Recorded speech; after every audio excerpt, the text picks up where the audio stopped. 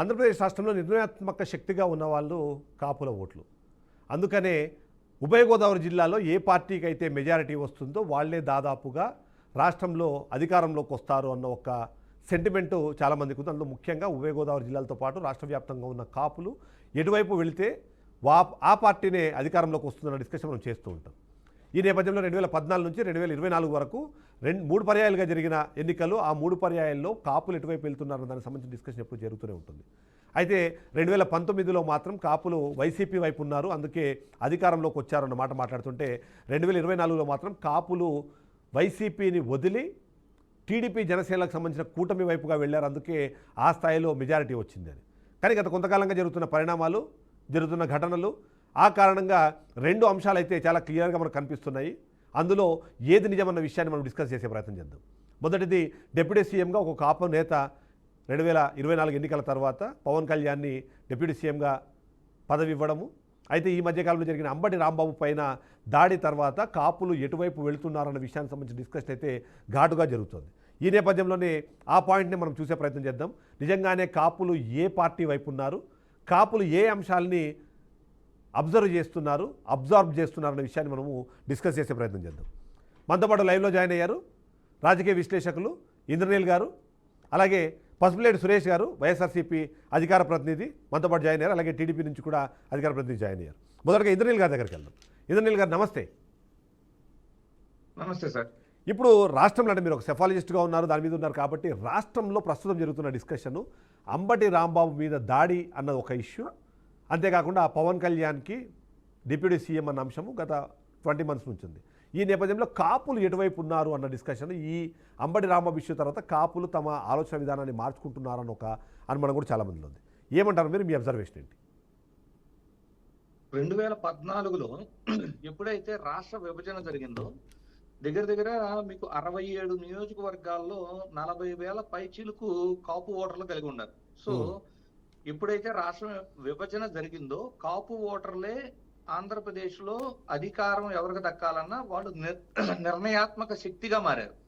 అది మొదటగా అర్థం చేసుకుంది చంద్రబాబు నాయుడు గారు. సో అతను ఏం చేశారు, 2014 ఎన్నికల్లో మీరు పోటీ చేయొద్దు, ఇమీడియట్ గా మాకు సపోర్ట్ చేయండి, సమయం కూడా తక్కువ ఉంది అనే ధోరణిలో వెళ్ళి వాళ్ళ మద్దతు తీసుకొని అధికారంలోకి వచ్చారు. 2019కి వచ్చేసరికి ఇదే కాపు సామాజిక వర్గం, ఇంకొకటి మీకు జనసేన తరపున కాపు సామాజిక వర్గం నిలబడినా కూడా ఆ స్థాయిలో ప్రభావం ఎందుకు చేయలేకపోయారు అంటే 2009లో ఎప్పుడైతే పిఆర్పి పార్టీ అధికారం పోటీలోకి వచ్చిందో పిఆర్పి పార్టీ తరపున కాపు సామాజిక వర్గం నుంచి రాజ్యాధికారం కోసం వాళ్ళు గట్టిగా ప్రయత్నించారు. కానీ ఆ ప్రొసీజర్ లో ఏమైందంటే మంచి నెంబర్ ఆఫ్ ఓటింగ్ పర్సంటేజ్ వచ్చింది, కొన్ని కీలకమైన సీట్లు గెలిచినా కూడా అధికారం రాకపోవటం, కాపుల్లో చాలా మంది ఆర్థికంగా నష్టపోయారు. 2014-19 ఎన్నికల సందర్భం వచ్చేసరికి కాపుల్లో చాలా మందిలో ఈ సంశయం ఉండిపోయింది. అంటే ఇప్పుడు జనసేన తరపున పూర్తి స్థాయిలో నిలబడితే మళ్ళీ అధికారం రాకపోతే అటు టీడీపీకి ఇటు వైసీపీకి దూరం అయిపోయిన తర్వాత ఎలాంటి పరిస్థితి ఉంటుందో అనే ఆలోచనలో 2019 ఎన్నికల్లో జనసేన తరపున పూర్తి స్థాయిగా కాపు సామాజిక వర్గం నిలబడలేదు. అంటే కొంతమంది వైసీపీ తరపున, కొంతమంది టీడీపీ తరపున, కొంత వర్గం మాత్రమే జనసేన తరపున నిలబడ్డారు. కానీ 2024లో కూటమిగా వాళ్ళు పోటీ చేసిన తర్వాత జనసేన స్ట్రైక్ 21/21 వచ్చిన తర్వాత ఈ రోజున కాపు సామాజిక వర్గం అంటే మీరు వైఎస్ఆర్సీపీలో ఉన్న కాపులు తీసుకుంటారా, టీడీపీలో ఉన్న కాపులు తీసుకుంటారా, మొత్తం కాపులు కూడా జనసేనకు మద్దతుగా నిలబడాలి అనే స్థాయికి అయితే వచ్చేసారు ఇప్పుడు 2024 రిజల్ట్స్ చూసిన తర్వాత. కానీ ఈ 20 నెలల కాలంలో ఏమవుతుంది అంటే జనసేన తరపున పనిచేసిన కార్యకర్తలకి, జనసేన తరపున ఉన్న స్థానిక అంటే ద్వితీయ శ్రేణి నాయకులకు కానీ లేదు ఆల్రెడీ గెలిచిన ఎమ్మెల్యేలకు కానీ తగిన ప్రాధాన్యత దక్కట్లేదు అని జనసేన నుంచే పదే ఆ వాయిస్ బయటకు వస్తుంది. పైగా ఏమవుతుంది, జనసేన నాయకుడైన పవన్ కళ్యాణ్ గారు నిర్వహించే సభలు అంటే ఇంటర్నల్ మీటింగ్ లో సైతం వాళ్ళు ఏదైనా అభ్యంతరాలు వ్యక్తపరచాలన్నా, వాళ్ళకి న్యాయం జరగట్లేదని చెప్పాలని చూసినా జనసేన నాయకుడు కూడా కొంచెం దూరం పెట్టడం వాళ్ళని. సో ఓవరాల్ గా ఏంటంటే వాళ్ళు ఆశించింది ఏంటి, రాజ్యాధికారంలో భాగస్వామ్యం. ఆ భాగస్వామ్యం పవన్ కళ్యాణ్ గారికి డిప్యూటీ సీఎం ఇచ్చారు. ఓకే, ప్రస్తుతానికి ఎలా ఉంది అంటే చంద్రబాబు గారి సీనియారిటీ అంటే 4 పర్యాయాలు సీఎం గా ఉండటం, అతని సీనియారిటీని గౌరవించి పవన్ కళ్యాణ్ గారికి డిప్యూటీ సీఎం ఇచ్చినా కూడా వాళ్ళు అంగీకరించారు. ఓకే. కానీ మీరు కానీ ఒకటి నోటీస్ చేస్తే అధికారంలోకి వచ్చిన తరువాత వీళ్ళు కూటమి ప్రభుత్వం అధికారంలోకి వచ్చిన తర్వాత పవన్ కళ్యాణ్ గారు పదే మొదట్లో ఏమన్నారంటే రాబోయే 15 సంవత్సరాలు కూడా చంద్రబాబు గారే సీఎం గా ఉంటారు, కూటమి ఇలాగే పనిచేయాలి, కొన్ని ఇబ్బందులు ఉండా సర్దుకుపోవాలి అనే తరహాలో మాట్లాడారు. ఓకే. ఆ తరువాత జనసేన కార్యకర్తల నుంచి, స్థానిక నాయకుల నుంచి అవచ్చు, వాళ్ళ కాపు సామాజిక వర్గం నుంచి వచ్చిన వ్యతిరేకత కారణంగా వాళ్ళ స్టాండ్ ఒకటి మార్చారు. మీరు నోటీస్ చేశారో లేదు. రాబోయే 15 సంవత్సరాలు కూటమి అధికారంలో ఉంటది అని స్టాండ్కి వచ్చారు వాళ్ళు. అంటే చంద్రబాబు గారు సీఎం గా ఉంటారు అని చెప్పట్లా, కూటమి అధికారంలో ఉంటది అని కొంచెం స్టాండ్ మార్చుకున్నారు స్ట్రాటజికల్ గానే. కానీ పదే వాళ్ళకి ఏంటంటే జనసేన వాళ్ళకి తగిన ప్రాధాన్యత దక్కటం లేదు అనే ఒక భావన అయితే ఉంది వాళ్ళకి. ఓకే. ఆ భావన కారణంగానే మీరు కానీ నోటీస్ చేస్తే ఇప్పుడు అడ్వకేట్ రజనీ గారు అవ్వచ్చు, లేదు బొలిశెట్టి సత్య గారు అవ్వచ్చు, లేదు అంటే పోలవరంలో దిలీప్ అనే అతను అవ్వచ్చు, లేదు బండారు సురేష్ లాంటి వాళ్ళు అవ్వచ్చు, అట్లా కొంతమంది ఇప్పుడు మెల్లమెల్లగా బయటకు వస్తున్నారు. సో ఇదంతా వాళ్ళ ఇంటర్నల్ ప్రాబ్లం లాగా ఉంది. ఆల్ ఆఫ్ సడన్ ఇదే పరిస్థితి అంటే కొంత అసంతృప్తి కొనసాగుతున్న సమయంలో అంబటి రాంబాబు గారి మీద దాడి అనేది వీళ్ళకి ఒక అడ్వాంటేజ్ లా కనపడింది. వాళ్ళ యొక్క నిరసన గాని, వాళ్ళ యొక్క అంటే వాళ్ళకి జరుగుతున్న అన్యాయం గాని, వాళ్ళు ఏది ఆశించి అందరూ ఒక సైడ్ వెళ్ళి, అంటే మీకు 2009 అవ్వచ్చు, 14 అవ్వచ్చు, 19 అవ్వచ్చు, ఈ 3 సందర్భాలలోనూ కాపు సామాజిక వర్గపు ఓట్లు 3 పార్టీలకు పడ్డాయి. టీడీపీ, వైఎస్ఆర్సీపీ, లేదు ఒకప్పుడు కాంగ్రెస్, పిఆర్పి అలా. కానీ 2024 ఎన్నికలకు వచ్చేసరికి మొత్తం కాపు సామాజిక వర్గపు ఓట్లో మోర్ దాన్ 95% ఓటింగ్ ని జనసేన అనేది పోలరైజ్ చేయగలిగింది, కూటమి సైడ్ ఓటు పడేలా. సో అంత పోలరైజ్ చేసిన ఓటుకి తగిన ప్రాధాన్యత దక్కట్లేదు అనే ఫీలింగ్ ఉండటం వల్ల ఇప్పుడు అంబటి రాంబాబు గారి విషయంలో, అంబటి రాంబాబు గారి ఇష్యూ దగ్గరికి వద్దాం మనం ఒకసారి. జనసేనలో ఉన్న కాపులు వచ్చు, అందరూ కూడా అంబటి రాంబాబు గారికి మద్దతుగా నిలబడ్డారు ఇప్పుడు. రైట్, ఆ డిస్కషన్ చేద్దాం ఇప్పుడు ఒకసారి. సురేష్ బాబు గారు మీరు సమాధానం చెప్పాలి. అంబటి రాంబాబు మీద దాడి జరిగితే ఆయనని వైసీపీ నాయకుడుగానే చూస్తున్నారు తప్ప ఆయన కాపు సామాజిక వర్గానికి సంబంధించిన రిప్రజెంటేటివ్గా ఎవరు భావించట్లేదు. కేవలం వైసీపీ మాత్రమే అలాంటి ఒక ప్రొజెక్షన్తో ముందుకు వెళ్లే ప్రయత్నం చేస్తోంది. తద్వారా కేవలం అంబటి రాంబాబుని పరామర్శించడానికి వచ్చిన వాళ్ళందరూ కూడా వైసీపీలో ఉన్న కాపు నాయకులు. మీరు కాపు సామాజిక వర్గం మొత్తం అటువైపుగా తిరుగుతోంది అనే ఒక ప్రొజెక్ట్ ఇచ్చే ప్రయత్నం చేస్తున్నారు. అది కరెక్ట్ కాదేమో అన్నది కొంతమంది మాట్లాడే ప్రయత్నం చేస్తారు. ఏమంటారు మీరు సమాజాలు మీద? సార్, మీకు మరియు ప్యానెల్లో ఉన్నటువంటి పెద్దలందరికీ నా నమస్కారాలు. నమస్తే. ముందుగా ఈరోజు చర్చలో ఉన్నటువంటి అంశం ఏదైతే కాపు సామాజిక వర్గము అంబటి రాంబాబు గారిపై జరిగినటువంటి దాడి విషయంలో ఏ రకంగా స్పందిస్తున్నది, వారి యొక్క ఆలోచన విధానాలు ఏ రకంగా తయారవుతున్నాయి రాజకీయ సమీకరణల పైన. అంబటి రాంబాబు గారు అనేటువంటి వ్యక్తి ఒక వైఎస్ఆర్ కాంగ్రెస్ పార్టీ నాయకుడిగా, మాజీ మంత్రిగా, శాసనసభ్యుడిగా ఒక పార్టీ నుంచి ఉన్నప్పటికీ కూడా ఆయన ప్రధానంగా కాపు సామాజిక వర్గం నుంచి ఎన్నో సంవత్సరాలుగా చట్టసభలలో ప్రాతినిధ్యం వహిస్తున్నటువంటి ఒక కాపు సామాజిక వర్గంలోని ప్రముఖుడు. ఎవరు అవునన్నా కాదన్నా ఇది సత్యం. అయితే బహిరంగంగా ఈరోజు ఈ కూటమి ప్రభుత్వ అరాచకాల వలన బయట వచ్చి మద్దతు తెలపడానికి మొహమాటంగా ఉన్నటువంటి పరిస్థితిలో కన్నా అంతర్గతంగా ఈరోజు పెద్ద ఎత్తున అంబటి రాంబాబు గారికి కాపు సామాజిక వర్గం నుంచి మద్దతు వస్తుందన్నది వాస్తవం. ఎందుకంటే దీనికి ప్రధాన కారణం పవన్ కళ్యాణ్ గారిని ముందు పెట్టుకొని ఈరోజు చంద్రబాబు నాయుడు గారు ఇది 2వసారి అధికారంలోకి రావడం. అయితే పవన్ కళ్యాణ్ గారు మద్దతు ఇవ్వడం వలన పెద్ద ఎత్తున కాపు సామాజిక వర్గం మొత్తం కూడా రాష్ట్ర వ్యాప్తంగా కూటమి ప్రభుత్వానికి మద్దతు ఇచ్చి అధికారంలోకి రావడానికి కీలక పాత్ర పోషించింది అనడంలో అతిశయోక్తి లేదు. ఎందుకంటే రాష్ట్ర వ్యాప్తంగా 27% పైగా ఈరోజు కాపు సామాజిక వర్గానికి చెందినటువంటి ఓటర్లు ఈరోజు రాష్ట్రంలో ఉన్నారు.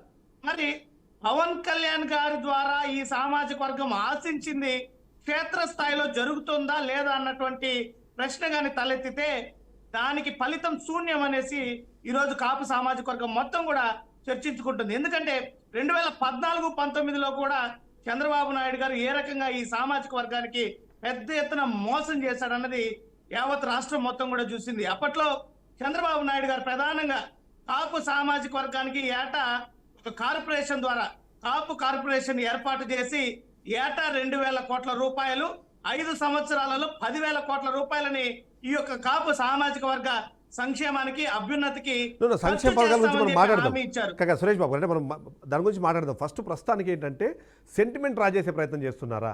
అంబటి రాంబాబు ఇంటి మీద దాడి జరగడానికి అదే సార్, కారణము నేను ఒక విషయం చెప్తాను, దాని మూలాలు నేను అందుకే కూలంకషంగా ఈ యొక్క విషయాలన్నీ కూడా ఎందుకు చెప్తున్నానంటే, ఏదైతే చంద్రబాబు నాయుడు గారు గతంలో ఇచ్చినటువంటి హామీలన్నీ కూడా తుంగలోకి తొక్కి ఈ రోజు మళ్ళీ రెండవసారి కూడా కాపు సామాజిక వర్గం మద్దతుతో ఈ రోజు అధికారంలోకి వచ్చి ఈ సామాజిక వర్గానికి న్యాయం చేయకపోగా, ఆర్థికంగా రాజకీయంగా చేయూతనివ్వకపోగా, తీరా ఈ రోజు ఆ సామాజిక వర్గానికి చెందినటువంటి వ్యక్తుల పైన పదే మొన్న చూశారు కందుకూరు ఘటన ఏ రకంగా జరిగినటువంటి వ్యవహారం, మరి ఈ రోజు అంబటి రాంబాబు గారి పైన జరుగుతున్నటువంటి దాడి, ఇవన్నీ కూడా ఈ సామాజిక వర్గంలో తీవ్రమైనటువంటి నిరాశని వ్యక్తపరిచేటువంటి పరిస్థితి. కాబట్టి ఈ రోజు పవన్ కళ్యాణ్ గారి ద్వారా ఏదైనా రాజకీయ అభ్యున్నతిని లేదా ఆర్థిక ప్రయోజనాన్ని లేదా ఈ సామాజిక వర్గ బాగోగుల్ని కోరుకున్నటువంటి ఈ సామాజిక వర్గం మొత్తం కూడా ఈ రోజు మళ్ళీ తిరిగి జగన్మోహన్ రెడ్డి గారు అయితేనే సరైనటువంటి న్యాయం చేసేటువంటి పరిస్థితి ఉంది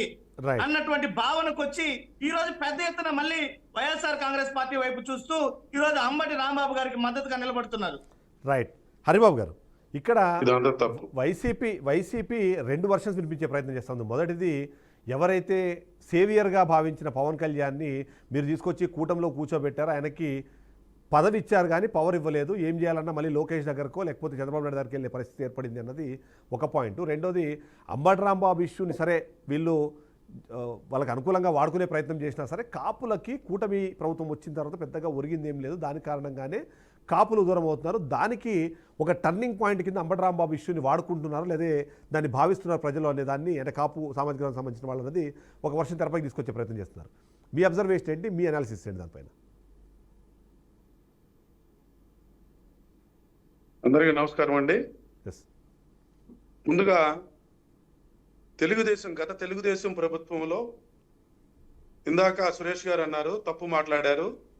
ఆయన మేనిఫెస్టోలో సంవత్సరానికి 1000 కోట్ల చొప్పున 5,000 కోట్ల రూపాయలు పెట్టి కాపు కార్పొరేషన్ పెట్టి కాపులకు మేలు చేస్తానని అన్నారు. సంవత్సరానికి 2,000 కోట్ల రూపాయలు ఇచ్చి కాపులకు మేలు చేస్తానని మొండి చేయి చూపించింది జగన్మోహన్ రెడ్డి. మీరు ఒక్కసారి మేనిఫెస్టోలు చూసుకోండి.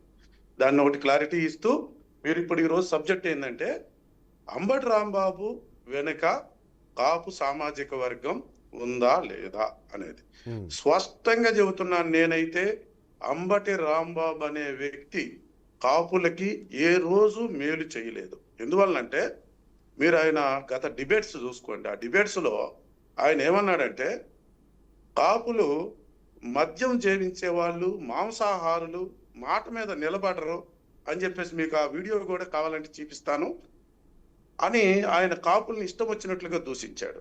ఇంకొకటి, గత వైసీపీ ప్రభుత్వంలో ఇదే జగన్మోహన్ రెడ్డి కాపులకి కాపు కార్పొరేషన్ ద్వారా ఏమిచ్చాడు ఒకటి. అలాగే అప్పటికి కాపులకి ఈ సంవత్సరానికి 2,000 కోట్ల రూపాయలు ఇచ్చి 10,000 కోట్ల రూపాయలతో కాపు జాతిని మనము ఎవరేం చేశారు డిస్కస్ చేద్దాము. జగన్మోహన్ రెడ్డి అన్యాయం చేస్తుంటే ఫస్ట్ అంబటి రాంబాబు మాట్లాడలేదే, అంబటి రాంబాబు ఇష్యూ ఫస్ట్ మనం చేసి మాట్లాడలేదే. అంబటి రాంబాబు కాపుల తరఫున అంబటి రాంబాబు మీద దాడి జరిగితే గత తెలుగుదేశం గవర్నమెంట్ లో కాపు కార్పొరేషన్ డైరెక్టర్ గా పనిచేశానండి నేను. చరిత్రలో కాపు కార్పొరేషన్ పెట్టి కాపులకి నిజమైన మేలు చేసింది ఒక్క చంద్రబాబు నాయుడు గారు మాత్రమే.